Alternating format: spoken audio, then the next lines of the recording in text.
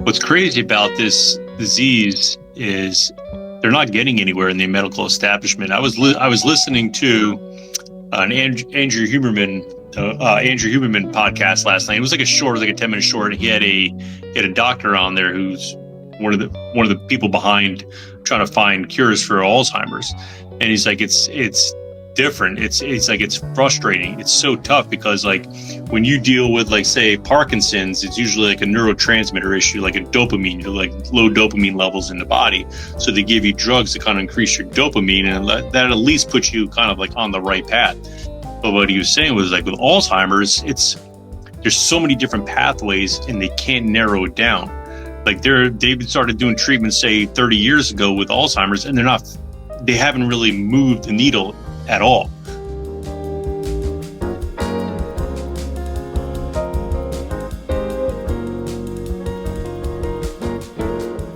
What up, what up, what up? Yeah, buddy. You know how we do. It's more than black or white. We're here. Is that a song or is that your song? It's like it's gonna be a future hook, man. We may, listen, man, we might get some fresh beats behind it. Do a little get that Michael Jackson song. It's black, it's white. Yeah. That episode used to make me scared, bro. I'm not even kidding you. That what? That video. Oh, that video. Yeah. At the end, I was like, yo, what the heck? It's almost worse than that new seal commercial. I think it's Mountain Dew, but he's like a seal that's actually a seal on like an island. It's disturbing to me. It's disturbing. Either way, Brian, good to see you, bro. Good to see you. It's been a minute.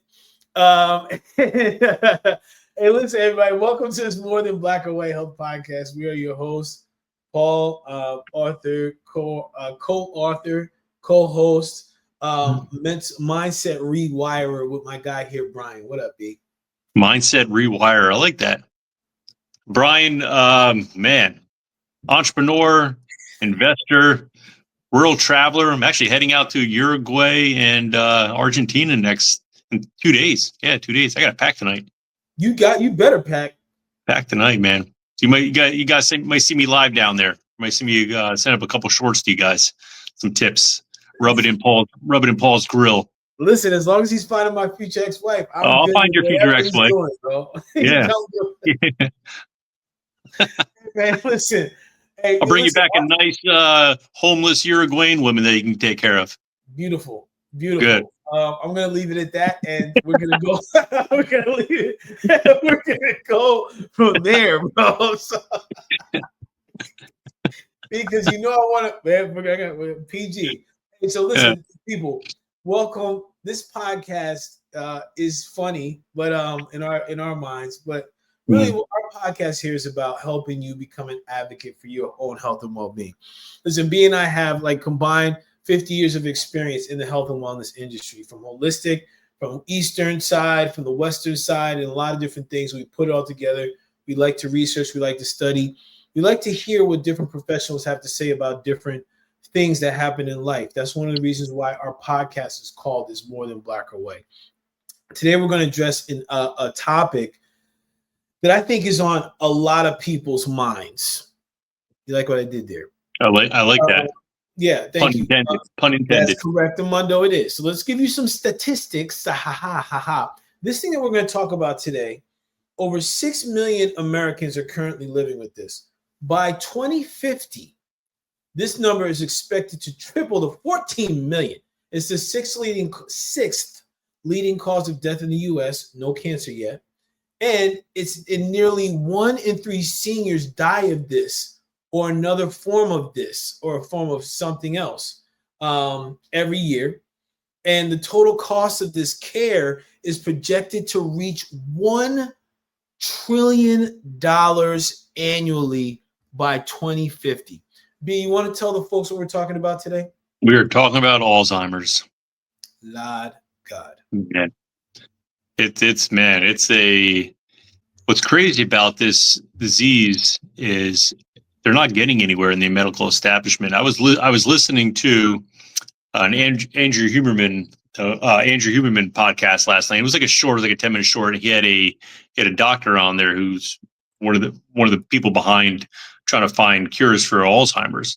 And he's like, it's different. It's like, it's frustrating. It's so tough because like when you deal with like, say, Parkinson's, it's usually like a neurotransmitter issue, like a dopamine, like low dopamine levels in the body. So they give you drugs to kind of increase your dopamine, and that at least puts you kind of like on the right path. But what he was saying was like with Alzheimer's, there's so many different pathways and they can't narrow it down. Like they've started doing treatment, say 30 years ago with Alzheimer's, and they haven't really moved the needle at all. Like they're just kind of, and it's very frustrating on them. So basically their whole way to prevent it is like, he's like, listen, you're going to go on this decline no matter what. Yeah. To kind of decrease the steep angle of the decline, you want to do like cognitive stuff. Like you want to have like, try to be around a lot of like loved ones, friends and families, look at pictures, do some crossword puzzles, maybe learn a language, anything that's going to kind of create a little neuroplasticity in your brain, different kind of wiring to kind of prolong the almost inevitable, I would say. They just have a very bleak outlook on Alzheimer's from most of the medical establishments. Well, but what's interesting, go ahead, bud. No, go ahead, man. Yeah, I mean, I think it's valid, but go ahead. Yeah. Go ahead. But what's interesting too, like Paul and I, we just don't get our resources from one person. Like most of the people in the medical establishment, like doctors and everything like that, they're kind of stuck on this. But then you have other people that are like, the black sheep of the medical community that are not really looked like a little bit frowned upon from the medical community. They kind of go off and they do their own thing. What's that gentleman's name? Peter Attia? Yeah. Peter, he's really, I love this guy, man. He's always on Joe Rogan. He's on Huberman. He's on a lot of cool podcasts. He's like really into longevity and everything like that and brain health. And he has a little different outlook on it. So it's not as bleak. So we're going to share some of the things that we learned from him with the community out there, and hopefully just kind of spreads his word. So we appreciate Huberman and Peter Attia. Yeah, dude. And you know what? I also want to bring in, I'm failing to remember who wrote this, but the Ikigai book as well. Mm-hmm. Because one of the things, and for those of yet to know, Ikigai is about like, it's really the focus is on the blue zones, mm-hmm. which means they're the centenarians, the people that in this area tend to live over the age of 100. So they did a study on these people. And there were a lot of things that contributed to this. And I think when I watched this adaptation on Netflix, I saw a lot of older people have some of the things that you said. So, for example, time with family, like their family structure was extremely strong. They kept their mental strong. So their activity in the community, their activity in their gardens, their activity period, kept blood flow, kept their bodies healthy. They were constantly involved in things. So I think that's and I think that's a key piece in really what has this whole thing come together, what we're about to talk about from like what Peter Attia was saying, also just from different resources. So be like, talk to me about like when we say the science, like I don't know if you want to really go into the science more or like what's some things like that were really fascinated you about this topic, considering really like as of yet there's no cure for it, so it's more of like how we, I guess, like the foresight regarding it. Like what's the thoughts around this, man? Yeah, I mean, like again, like it's as far as like Parkinson's go, it's a dopamine issue. Yeah. As far as Alzheimer's go, they're realizing it's like it's not a single neurotransmitter deficit. What they're doing is they're finding it's low in acetylcholine levels. Mm-hmm. And the drugs that boost acetylcholine levels are having very little impact actually on the disease progression. So even though that's like the main one, so they're realizing it's not just acetylcholine, that's the major neurotransmitter, but there's other things involved in it, and they can't put it on one thing. But what they do find is when people die of Alzheimer's, people that have Alzheimer's, they have a lot of like this amyloid buildup, like this plaque buildup within the brain, and it gets in these clusters and it messes with the neurons. And that's why when you have Alzheimer's, like you forget things or you're slowly losing it because it's almost like deteriorating the neurons in the brain. So that's, that's basically like to keep it simple, that's basically the science behind it. But then they talk about, certain biological systems that are being affected with this Alzheimer's. What Peter Attia kind of brings up, and there's 4 systems. There's energetic systems, there's inflammation, there's toxicity, and kind of like nutritional lifestyle support. So we can kind of dive into those a little bit if you want. Yeah, let's dive into the energetics because, in one of the other episodes, we talked about the mitochondrial function, which is basically how your cells will utilize resources for energy expenditure. So, what is especially with the systems that influences, how does energetics play into the brain health situation, man? Yeah. So a lot of we're kind of regurgitating what we're talking about with the cancer episode, right? So exactly. So cancer, it's a mitochondrial deficiency. It's a breakdown in the mitochondria to not use its energy good. So this is the same thing. When you're dealing with Alzheimer's, it's a mitochondria issue. So we need to do stuff that's going to increase mitochondria, boost energy. So mitochondria is like the powerhouse. It produces something called ATP, which is like your energy building blocks. It's the powerhouse. It's the generator, what gives you energy. If you didn't have energy, we would be dead. If you didn't have mitochondria, you'd be dead. So it's an efficient way to turn our food into oxygen, basically. So we can metabolize things better. So another thing, kind of going back with oxygen, what they're figuring out too is, and so again, energetics, you want to have a healthy mitochondria, and people have low oxygen going through their body when you start having Alzheimer's. So we talked about in the past episode too, like diaphragmatic breathing. When you're a chest breather, you get 1/3 of the oxygen in your body. Yep. All right. That does a lot of things, right? That's so when you get 1/3 of the oxygen in your body literally thinks it's hyperventilating. When that happens, the pH levels, they rise. The pH levels lower, which increases acidity in your body. So if you're going to the gym and you're trying to get a better body composition, you have high acidic levels in your body. Yeah, good luck. It's gonna be a very hard time burning fat, building muscle. And this creates a lot of issues within the body. You're basically turning your body acidic. And like Paul and I, we talked about again in the last episode, it's like people don't want to learn how to breathe correctly because it's not sexy. They're like, what's the newest exercise? What's this? Oh, I need to work out. I'm not losing weight. So you know what? I'm going to cut my calories more. I'm going to add an extra day of cardio in. I'm going to do an extra, 3 sets of leg exercise or whatever you're doing.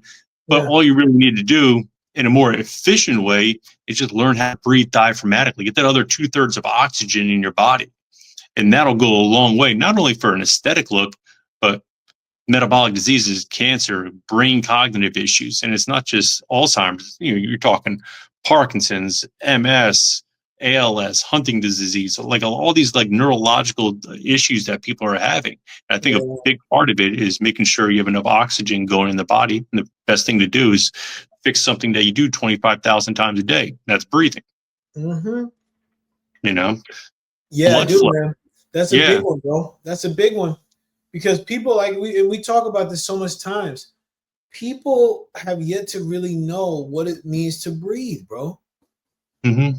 And it's wild because there are many instances where people will stop breathing. Yeah. Like they'll see something and I'm like, hey, I watch, and I know you do the same, especially as you teach Aldoa, because I know when I was people that take my class, usually taking your class, and Brian says the same thing you do. I was like, I know, because he's a genius. So I'm like, I think it's important because I'm judging this about you, but I think and I think you do this as well, but I watch people's breath. Yeah. So I'm when I'm talking to someone, peripherally, I'm watching, as they're breathing, are their shoulders coming up like this? Or are they breathing at all? What's going on, man? So I think that's huge. And I think this is such a key thing because, bro, I'm really happy we're doing this whole health thing because I'm even coming back to something that we talked about in the health episode. If we're failing to take care of our arteries, our vascular system, which is part of the oxygen transport, bruh. Yeah. It's part of the transport. So if we're failing to take care of that, that's also going to lead to dementia because our brain's failing to get enough oxygen and blood flow and oxygen, bro. It's connected, bro. It's all connected, right? So like we've had episodes with heart doctors, cardiologists coming on talking about high blood pressure. We've had conversations about erectile dysfunction. We've had nitric oxide issues. Those are all like lack of blood flow going through the body. And if you lack blood flow in one area, you lack it everywhere. If you have high blood pressure, you're lacking blood flow everywhere. If you have erectile dysfunction, you're lacking blood flow everywhere. These are all warning signs. And a lot of us were not trained in the area of paying attention to ourselves. This is the damn truth. Really being tuned with ourselves. Only time we really go to the doctor, like if I wake up in the morning one day, like an average male should have an erection between like 5 and 7 every morning. That's when your cortisol is the highest. You wake up and you're like, boom, you should be ready to go. If I start waking up for like a couple weeks in a row, a couple days in a row, and I'm like, it's like a wet noodle. I'm like, okay, something's going on in there. Maybe something's messed up my sleep. Maybe it's my food. Maybe I'm stressed. Maybe it's my thought. Maybe I'm lacking oxygen someplace. Maybe like those are the things that kind of pop that would pop in my head. But most people just ignore the fact. And all of a sudden they start having chest pain. They start going, then that's when they go to the doctor. Or they start forgetting things. They start getting dementia, all these neurological issues, and then they start going to the doctor. And by then it's too late most of the time. Too late, bro. But, so it's so super important to be in tune with things. Go ahead, bud. So important, bro. But this is something you even mentioned in the pregame. We talked about in a past episode. It's not about waiting until you have the symptoms. It's about being way ahead of the game, bro. It's chess, not checkers. Okay? Yeah. Get ahead of it, bro. Like, even like, so yeah, dude, I'm so happy you said that. And I want to also talk to some of the other biological systems. But that, like, dude, yeah. Thank you for that. Thank you for sharing that, bro. That needed to happen, bro. That needed to happen. We need to talk that. Talk to me about what about inflammation, especially when we talk about energetics. Inflammation, whenever I hear that word, it's like, bro, the body's like running on high. Yeah. So one of the best things when you get a blood test done, I'm not sure if it's in the standard blood test, but you can ask for it. It's called your HS-CRP. So it's basically a high sensitive C reactive protein. And that's the major marker for inflammation in your body. So it measures systemic inflammation and predicts actually the chance of you having like a stroke or a heart attack, what your risk is at. So always look for your HS-CRP number too. So that's big. And as far as inflammation goes, that's one of the biggest killers. We put so much crap in our body. Anytime your body's under any kind of stress, your immune system's trying to fight things. This will cause inflammation. So any kind of stress, whether it be food, whether it be mental, emotional, whether it be, chemical, meaning prescription drugs, maybe environmental, shit that you're putting on your body and your hair, brushing your teeth with, like those are all things that is going to cause stress in your body, which is going to lead to in inflammation. So it's important to kind of know where your markers are and be proactive instead of reactive. Hey man, thank you for that. And I'm trying to think what was the example you gave? We were talking about inflammation one time. I'm failing to remember if it was on the podcast or if it was just like one of our conversations. And you gave such a great example. I'm pretty sure it was you, but you talked about how inflammation is like. Great, it was me. How was that? Yeah. If it was great, it was me. Yeah. it may not have been, but now that I come to think about it, actually, it wasn't you. No. Yeah. Yeah. Like, wait, no, it wasn't. But no, you were talking about like with inflammation, right? What's happening is like when we put these processed foods into our body, it's like when we're taking things in, there's like a chain, right? So when we have good things in our body and it goes in, the body knows how to process it. Or maybe you were talking about like a register or something. But when something's like not like processed food, it backs up the body, and the body's like, I don't know what to do with this. And then all of a sudden it creates this heat or this this block or this backup in the body and in the energy. And now guess what? Now this inflammation is like this hot space. Well, all of a sudden energy is going towards there, and that's creating that heat that could result in the stroke, the heart attack, like the lack of blood flow, lack of oxygen, all that stuff, man. So Yeah, it's a lot of, and again, coming back to the what we put in our body, like definitely. what's contributing to, like, do we have a space in our body that's actually calm and cool, or is it like inflamed because it's got so much stuff it has yet to know how to process, man? That's really Yeah. Anytime you put something in your body that you're like anything that's synthetic that you put in your body and your body doesn't recognize, your immune system is going to kick in, because basically it's going to be like, it's going to treat it as like a foreign invader. It's going to be like, what the hell is this going body? And your immune system kick in. It lowers your immune system, and you become more susceptible to illnesses, diseases, chronic issues, and everything like that. A good rule of thumb that I've learned, back in the day when I first started working with Paul Chek was like, listen, you're not going to ingest it orally. Don't put it on your body. I mean, think Yep. about it. Like, I mean, I've read studies where over 60 to 70% of stuff that you put on your skin gets absorbed through your body. I mean, your skin's the largest detoxification organ in your body. So like what I tell people is like, people are like, you got to read the back of the labels on things. And if you want to put in your body, what I would do is like, so if you're reading the back of a label on something and it's like the word's like 15 letters long, chances are you probably shouldn't be putting in your body if it's 15 Nope. long. But Exactly. do a quick chat GPT, do a quick Google research and be like, side effects of blank, blank, blank, blank, whatever that chemical that word is.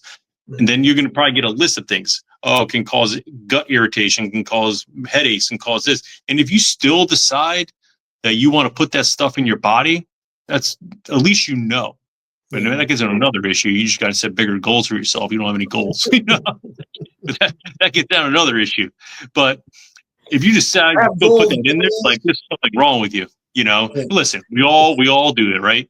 Sometimes I'm on a road. I'm like, all right, I got a cup of coffee, and I know I'm going to Starbucks, and that coffee's, going to have probably 300 milligrams of caffeine in there. It's going to be GMO'd, and I'm going to probably feel like shit the next day. But I need a little coffee, So, but in moderation, I do things in moderation.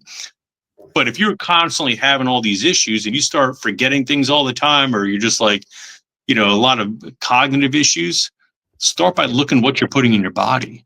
That's one of the number one things you do.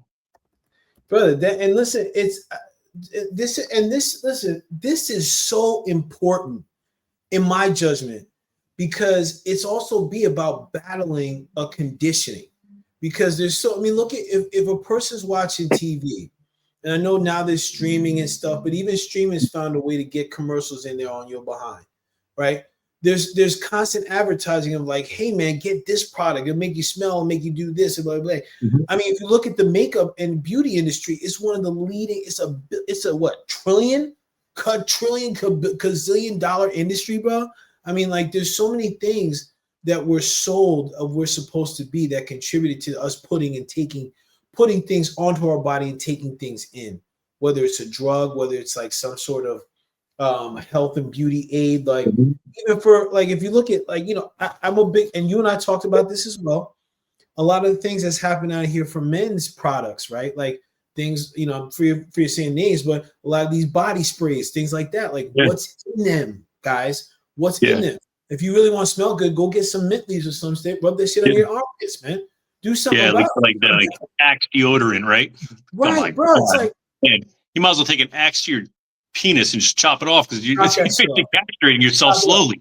Yeah, you can smell great to a woman, but then when it comes time to be intimate, you're just gonna be like, not today. 5 years down the road, bro. But it's like a worm on the end of a hook, like a little worm on the end of a hook, God, that's so bad, and it's true. That visual. Listen, so there's a lot of cats out here that are dealing with this. Sure. And back to something you said before, it's a symptom of something bigger. Yeah. Your flow is off, and like, we're like, I want to stay on this Alzheimer's piece, because again, this toxicity contributes to the cognitive decline. Your body is processing something that it has no idea what to process, and that's stopping things up from your brain functioning optimally, because it has no resources to function. So, B, let's talk about, like, for example, what are the, we're talking about these things like the toxicity, but what are the things that support this or prevention Yeah. So you get a bunch. Yeah. So you mean other kind of things that support toxicity. Okay. Yeah, So like yeah, you got like your trophic support, like your supplements, your lifestyle. I would look into homocysteine levels, high levels. Homocysteine levels, the higher homocysteine blood levels are, the higher the toxicity in your body, the higher the inflammation that you have in your body. So look at those when you get your blood test done. Look at vitamin D. Vitamin D is huge, man. It's like the cheapest supplement. It's like a natural growth hormone. It's so good for your body. Like it's so many levels, so many things. We can talk about this for hours about vitamin D, but that should be one of your go-to supplements. And B, there was a way I remember because we did an episode on this as well. And you talked about there was a way to take vitamin D, like you could take it every day, or there's like a way you could like I forget the term you used, but you could Stack take a it. Yeah. stack Yeah. it. So I learned this from Charles Poliquin, the late Charles Poliquin. And he had a lot of research behind this too. Charles Poliquin was one of the best strength and conditioning coaches in the world. And like if you want to win a gold medal in the Olympics, you go to this guy who was like he was the man.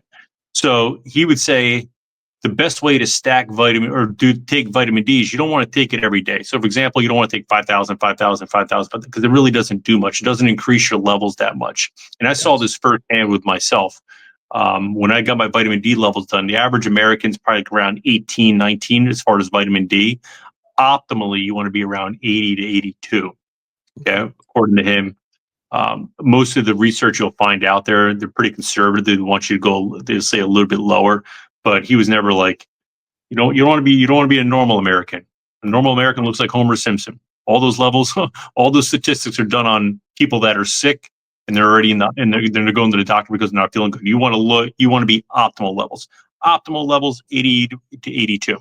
Yeah. So with that being said, he's like the best way to do it would be to stack it. Do like they say every 3 days, like say Tuesday, Friday, put like 50,000 IUs, 100,000 IUs in you. Take 2 days of break, and do another 100,000 IUs.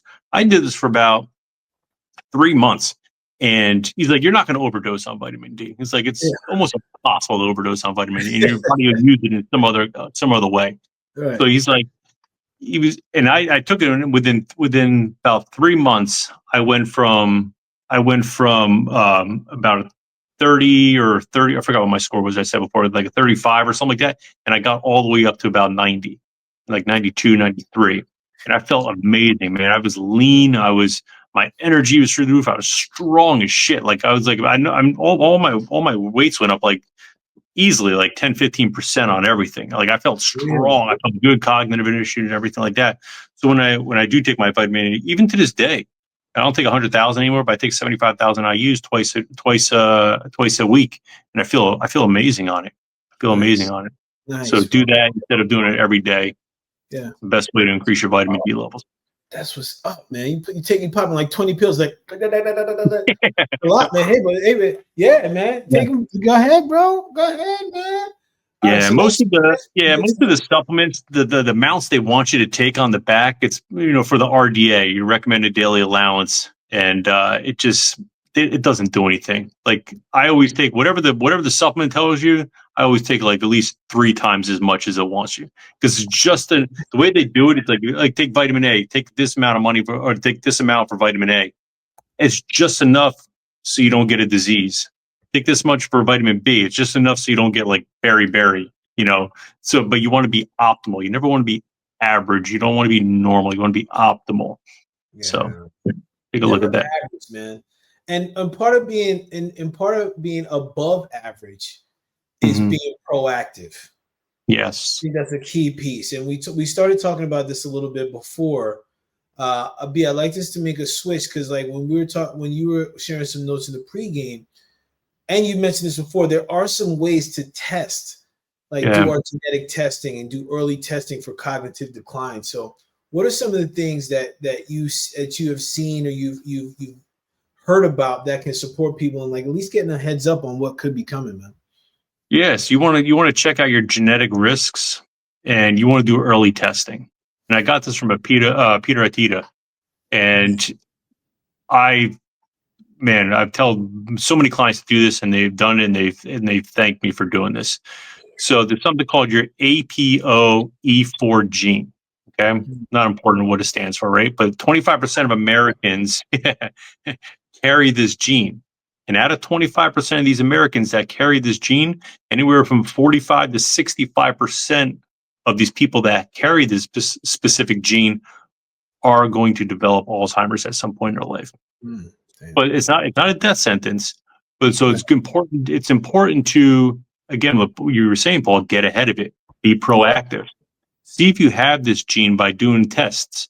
And if you have this gene, okay, maybe now that I have the gene, how do I be proactive? You know what? I'm going to start increasing my omega-3s, so like balance out my omega-3 to 6 ratio. I'm going to increase my vitamin D. I'm going to get my homocysteine levels checked. I'm going to get my CRP levels checked, those inflammation markers that we were talking about before.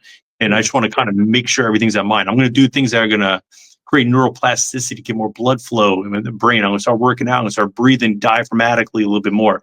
So if you had this, again, it's not a death sentence. Like, oh, I'm gonna have dementia or Parkinson's or Alzheimer's. It's not that case. Right. Get ahead of the curve before. The worst thing you do is show up with cognitive issues and you already have the symptoms and you're like, yeah, you have this. Then there's really nothing much you can do for it. Right. Like, what do you? Yeah. So that's one of them. If you're over 45, this is a cool thing too. It's called get a cognoscopy. Bro, okay? That cracked me up.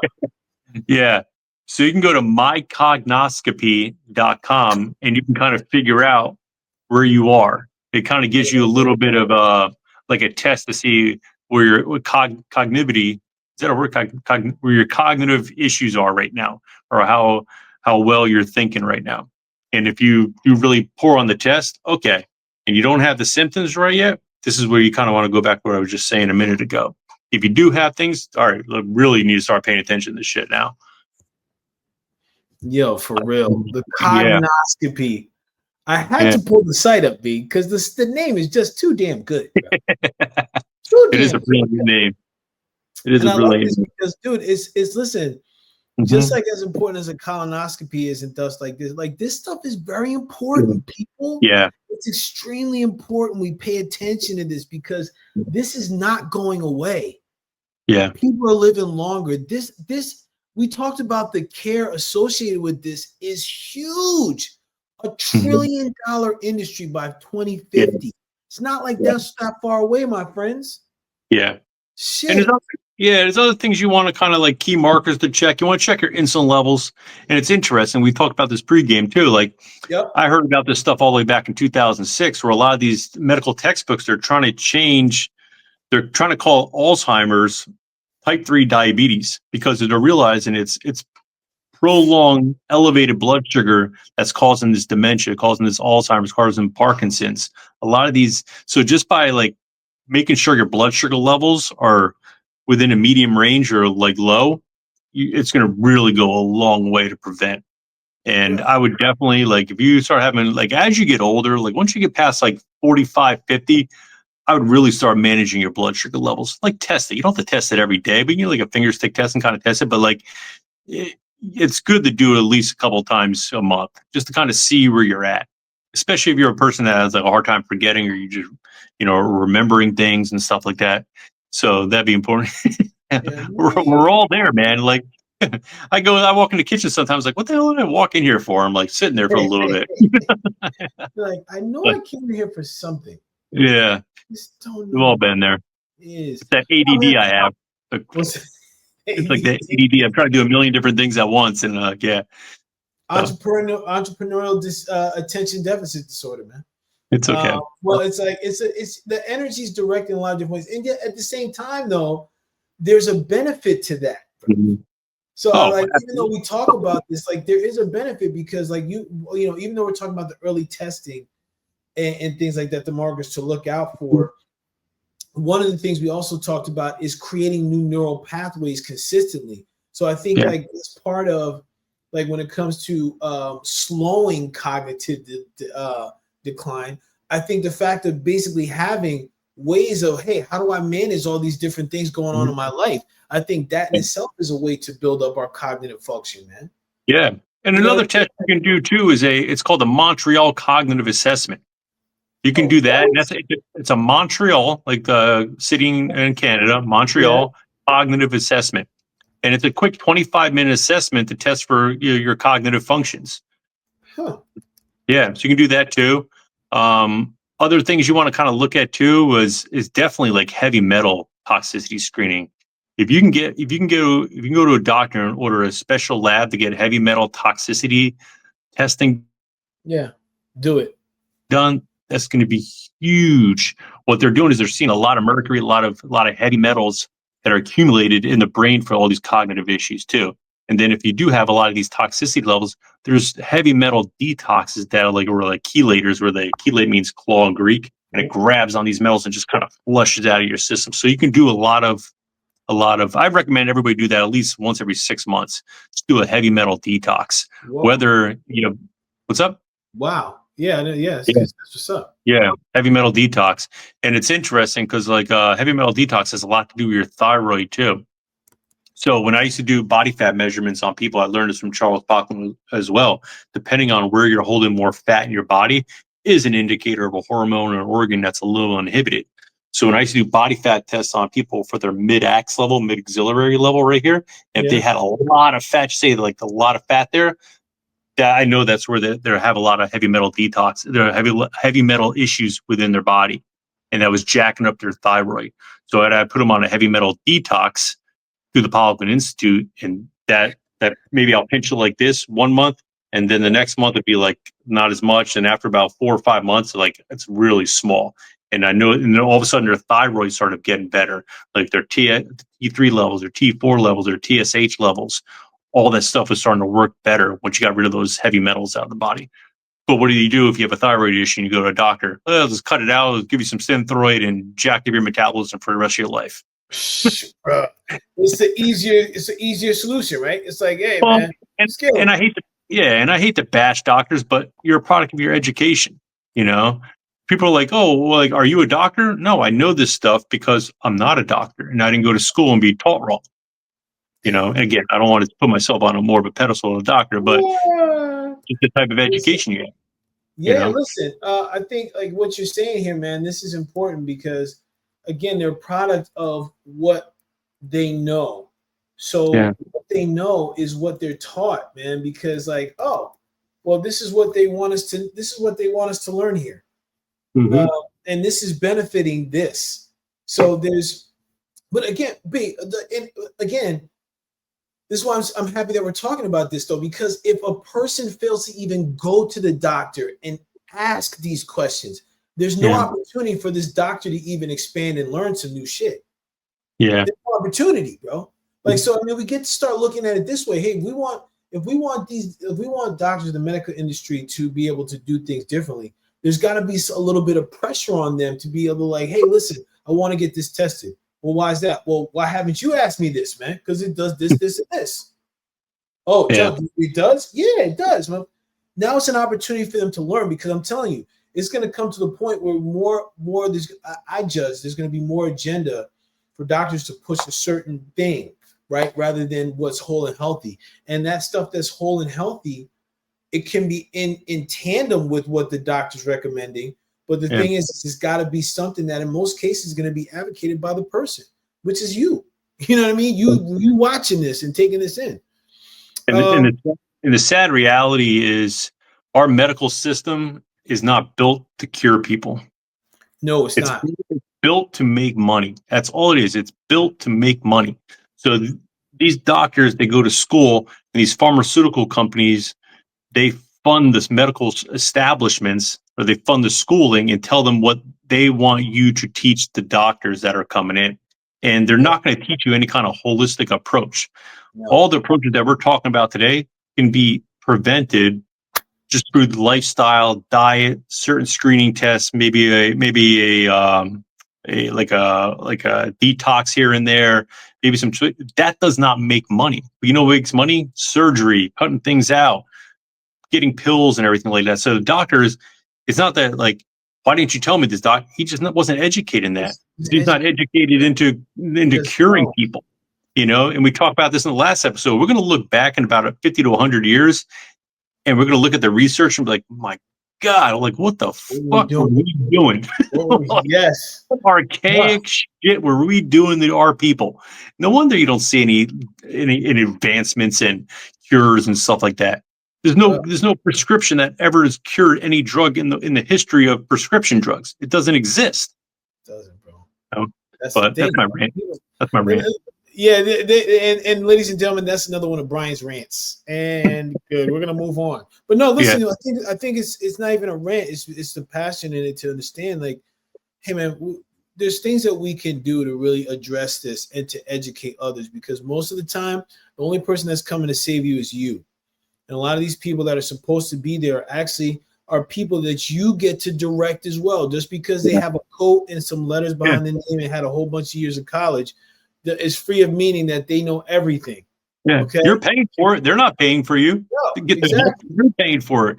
You tell them what you want. When you go to a restaurant, do you tell the waiter to get whatever you want? No. Of course, listen, you want to take their advice because they go to school. But if something doesn't feel right in the gut, it's like, go with your intuition. Go with exactly. Go with what's calling you. Like, you're like, something ain't right. Something ain't right then. Yeah. Something ain't right then, man.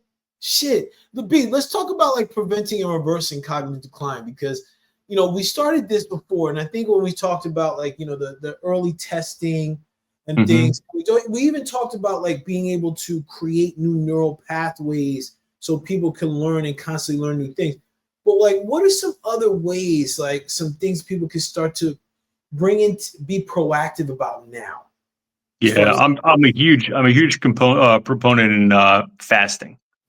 I believe Yep. You can get at least every day, get like 12 to 16 hours of fasting in. That's going to play a huge role. That supports brain health as well too. It activates what they call your autophagy system. Yes. And then if you do it for more than 3 days, that activates something called your chaperone autophagy system. So the difference between them two, think of it as like, so your autophagy system, it basically flushes out misfolded proteins, toxins in your body, all this crap in your body, and gets rid of it. And your chaperone autophagy system does that, but like on steroids. So a good analogy would be like, just say you have a white carpet. Somebody comes in, we invite Paul over, and Paul forgets to wipe his shoes on the doormat, walks in. Now you have all this like clumps of dirt all over the place, all trashed on the carpet, right? The autophagy system, where you fast anywhere from 12 to 16 hours, it gets rid of those clumps. But you know what? Because Paul was lazy and didn't wipe his shoes off, you still got those stains in that white carpet. Fasting 72 hours, that's when the deep cleaning comes in. That's your chaperone autophagy system. And it's like bringing in a steam cleaner and really getting that carpet back to white again. So I do intermittent fasting at least about 6 times a week. Sometimes like on Sundays, and my wife doesn't like when I fast. So I'm like, all right, I'll eat breakfast with you guys. So I eat with her. I had breakfast this morning. But I every like 3 months, I don't have any issues right now, but every 3 months I do a 72-hour fast where I just kind of like drink water and stuff like that. Yeah. If I start having, if I just say I take the Montreal cognitive assessment test, or I take the other test we measured before, and it's coming back, we're like, okay, I'm starting to see some issues here. Maybe I'll do it once a month for 3 days, just kind of fast myself up, and that puts myself in a ketosis state, which is better for the brain. So there's a lot of things. Sleep is another one. I'm just kind of bouncing things off. Well, sleep, man. Sleep is a sleeper, because I think, Brian, we talk about this. Is one keeps coming up. This and fasting. This keeps coming because people fail to recognize, even though we talk about time, how important that junk is for our healing, bro. Yeah. We talked about that last episode about cancer. Yeah. So everyone's heard of their lymphatic system. When you sleep, you have in your brain, it's not called your lymphatic system, it's called your glymphatic system. So when you sleep, it's like your glymphatic system opens up, and it kind of starts throwing away all those plaque, all those amyloids, all those toxins in your brain. It flushes the brains out. When you don't get enough sleep, everything just kind of backs up in there. And this is one of the major reasons of any kind of cognitive issues or cognitive disorders. then down the road is sleep. One of the best things you can do is sleep. Get that lymphatic system opening up, especially between the hours of 2 to 6. Or I'm sorry, 10 p.m. to 6 a.m. Sleeping. I don't know why I'm just singing that, but it's good for your ass. It's good for your ass. Be anything else that will help them to like with prevention?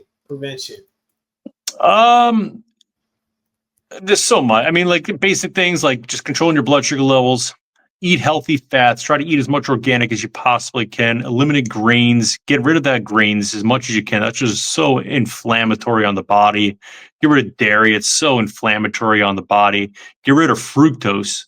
I shouldn't say get rid of fructose. Everyone's like, oh, fruits are supposed to be good for you, blah, blah, blah. Fruits, you got to remember something. Food is information to the body. We've had past episodes on this. When you eat fructose, your body thinks it's about to go into hibernation. This is based on ancestral wiring in our genetics. Your body thinks it's going into like hibernation. So it's telling you to get fat. If you eat, I would say don't eat more than maybe like 1 or 2 pieces of fruit a day, and do it after a workout. I know people that go like eat fruit morning, breakfast, lunch, and they go have a pliable at like, wherever that place is. I think it's called pliable actually. They put like 150 grams of fructose in their body. And I'm like, oh my God, I'm like that'll destroy your brain. That will destroy your brain. And you need to look back. We have other episodes that kind of break down the science a little bit more, which is an episode on uric acid. If you haven't watched that, I think it's super important, especially if you don't have any kind of brain issues. If you do have any kind of brain issues or cognitive issues, or you just want to prevent or learn a little bit. But I know just talking about fruit destroying the brain, most people are like, what the hell is this guy talking about? But go back to the episode and take a look. And everything in moderation, folks. That's it. Listen. The best thing the best thing for you, if you have too much of it, it could be bad for your ass, man. Listen, so everything in moderation, and that's important, man. So a couple of key things, especially as we're going on this series with health, that I'm noticing a trend: how important sleep is, how important monitoring is. Monitoring sugar, right? Is that what you're talking about? Yeah, sugar. Like the monitoring, like doing early testing. Even when we were talking about the heart, like monitoring your blood pressure, man. Because it's a part of a vascular system rather than the heart. Monitoring your blood flow, your oxygen, your breath. Like these are all very important factors that, like, when it comes to cancer prevention, they're all within our control. Yes. Dude, they're all within our control, B. So, like, what are we doing? And like you said, notice that like they're all the same thing. We can talk about 20 different diseases for the next 20 episodes, and we'll all come back to everything you just said as the foundation of everything. Everything. Yeah. Everything. All that but we shit. just live in a world that we just try to complicate things as much as we possibly can. Why? Yo, dude, it baffles my mind. It's like, listen, I think, bro, you mentioned something before. I forget what it was in relation to, but you were like, basically, this isn't sexy. Maybe it was in the past in one of our other episodes. But like, this is the thing, like the stuff that's the best things for our health are free of being sexy, bro. Yeah. It's no red whistle or no fancy sport car lines. It's like the basics, like, yo, chop wood, carry water, mother hoo-ha. Yeah. Get your sleep, breathe, right, and monitor your stuff so you know. Like, and also another thing in part of monitoring, hey, if you're noticing little signs from your body, your blood flow's off, it's a message. Yeah. Amen, buddy. Amen. Anyway, listen, it's and just like that, it's that simple, folks. Listen, we're gonna be back for another one for gut health and some other stuff, man. We got going for wait. Until then, though, B is going off on the yard plane. He's going off on the plane.